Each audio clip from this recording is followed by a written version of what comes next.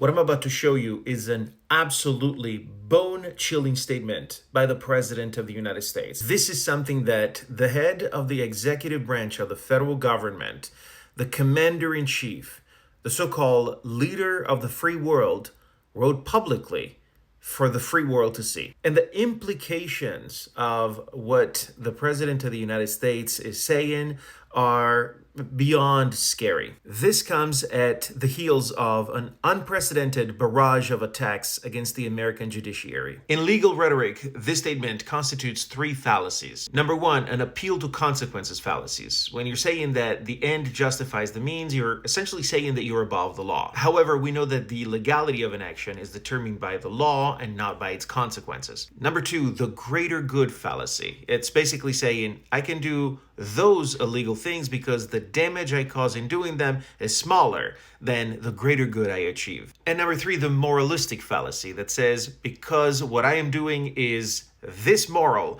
then I can do something this immoral to achieve it. The last two fallacies were used by someone in Berlin in 1934, if that tells you anything. But even more importantly, that phrase violates the supreme law of our land, our Constitution. It violates the supremacy clause that says that nothing is more important than the law of the land. And you can't just say that something is morally superior and therefore skirt how law is applied. It also violates the constitutional principle of separation of powers.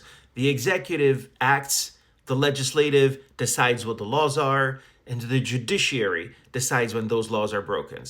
Just because you're doing something that you consider morally superior doesn't mean that that separation of power doesn't exist. Finally, it violates the due process and equal protection clause of our Constitution, which says that everybody, no matter who they are entitled to the same level of legal protection. The principles of rule of law, due process, and separation of powers mean that nobody is above the law, and the President of the United States should know that. This is not just another post from somebody who simply misunderstood.